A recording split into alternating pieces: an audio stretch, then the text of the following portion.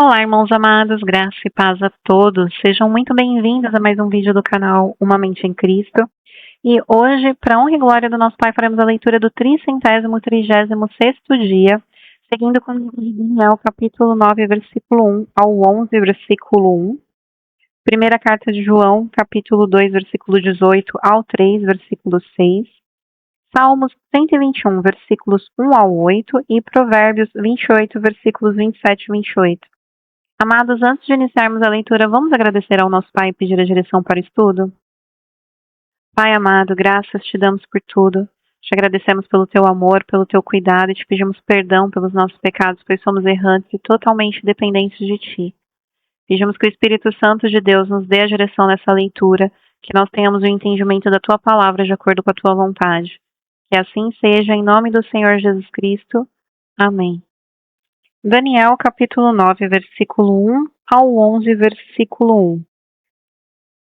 No primeiro ano do reinado de Dario, filho de Assuero, da linhagem dos Medos, que foi constituído rei sobre os caldeus, no primeiro ano do seu reinado, eu, Daniel, entendi pelos livros que, de acordo com o que o Senhor havia falado ao profeta Jeremias, a desolação de Jerusalém iria durar 7 anos. Voltei o rosto ao Senhor Deus para o buscar, com oração e súplicas, com jejum, vestido de pano de saco e sentado na cinza. Orei ao Senhor, meu Deus, e fiz a seguinte confissão: Ah, Senhor, Deus grande e temível, que guardas a aliança e a misericórdia para com os que te amam e guardam os teus mandamentos. Nós temos pecado e cometido iniquidades, procedemos mal e fomos rebeldes, afastando-nos dos teus mandamentos e dos teus juízos. Não demos ouvido aos teus servos, os profetas, que em teu nome falaram aos nossos reis, aos nossos príncipes, aos nossos pais e a todo o povo da terra. A ti, ó Senhor, pertence a justiça, mas a nós cabe o corar de vergonha, como hoje se vê, a saber, aos homens de Judá, aos moradores de Jerusalém, a todo Israel, tanto os de perto como os de longe, em todas as terras para onde os expulsastes por causa das transgressões que cometeram contra ti, ó Senhor. A nós pertence o corar de vergonha, aos nossos reis, aos nossos príncipes e aos nossos pais, porque temos pecado contra ti. Ao Senhor nosso Deus pertence a misericórdia e o perdão. Nós nos rebelamos contra ele e não obedecemos à voz do Senhor nosso Deus, para andarmos nas suas leis que nos deu por meio dos seus servos, os profetas. Sim, todo o Israel transgrediu a tua lei e se desviou, deixando de ouvir a tua voz. Por isso, as maldições que estão escritas na lei de Moisés, servo de Deus, e que foram confirmadas com o juramento, se derramaram sobre nós, porque pecamos contra ti. Ele confirmou a sua palavra, que falou contra nós e contra os nossos juízes, que nos julgavam, e fez vir sobre nós um grande mal. Nunca antes debaixo do céu havia acontecido algo como o que aconteceu com Jerusalém. Como está escrito na lei de Moisés, todo este mal nos sobreveio.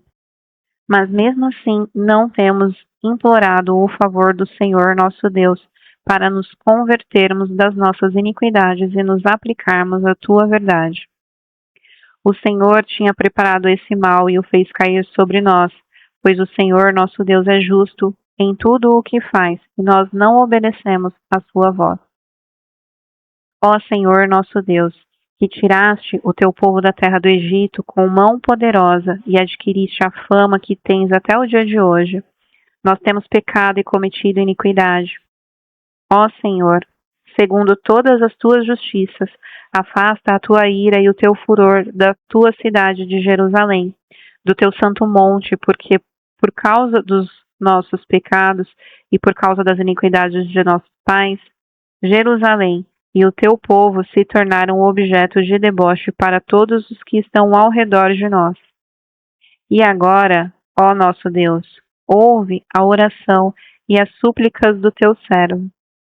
Por amor do Senhor, faze resplandecer o teu rosto sobre o teu santuário que está abandonado. Inclina, ó Deus meu, os ouvidos e ouve. Abre os olhos e olha para a nossa desolação e para a cidade que é chamada pelo teu nome. Lançamos as nossas súplicas diante de ti, não porque confiamos em nossa justiça, mas porque confiamos em tuas muitas misericórdias. Ó Senhor, ouve. Ó Senhor, perdoa. Ó Senhor, atende-nos e age. Não te demores por amor de ti mesmo, ó meu Deus, porque a tua cidade e o teu povo são chamados pelo teu nome. Enquanto eu ainda falava, orava, confessava o meu pecado e o pecado do meu povo de Israel, e lançava a minha súplica diante do Senhor, meu Deus, pelo monte santo do meu Deus, sim. Enquanto eu assim orava, Gabriel, o homem que eu tinha visto na minha visão anterior, veio rapidamente, voando e tocou em mim. Era a hora do sacrifício da tarde. Ele queria instruir-me, falou comigo e disse: Daniel, agora eu vim para dar a você inteligência e discernimento. Quando você começou a fazer as suas súplicas, foi dada uma ordem. Eu vim para explicar tudo a você, porque Deus o ama muito. Portanto, preste atenção à mensagem e entenda a visão. 70 semanas estão determinadas para o seu povo e para a sua santa cidade, para acabar com a transgressão, para dar fim aos pecados, para expiar a iniquidade, para trazer a justiça eterna, para selar a visão e a profecia e para ungir o Santo dos Santos. Saiba e entenda isto. Desde que foi dada a ordem para restaurar e para edificar Jerusalém até a vinda do ungido, o príncipe, haverá 7 semanas e 62 semanas.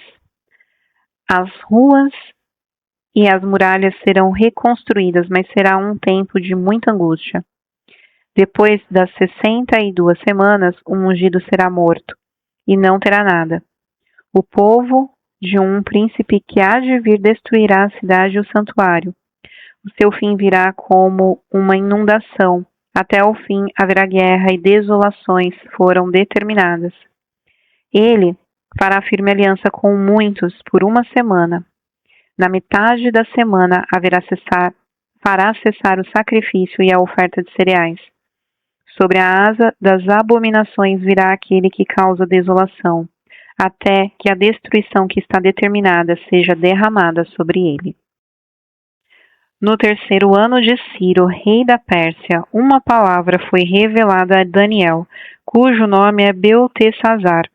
A palavra era verdadeira e envolvia grande conflito. Ele entendeu a palavra e teve entendimento da visão. Naqueles dias, eu, Daniel, fiquei de luto por 3 semanas. Não comi nada que fosse saboroso, não provei carne nem vinho, e não me ungi com óleo algum, até que passaram as 3 semanas. No dia 24 do 1º mês, estando eu na margem do grande rio Tigre, levantei os olhos e vi um homem vestido de linho com um cinto de ouro puro de Ufaz na cintura.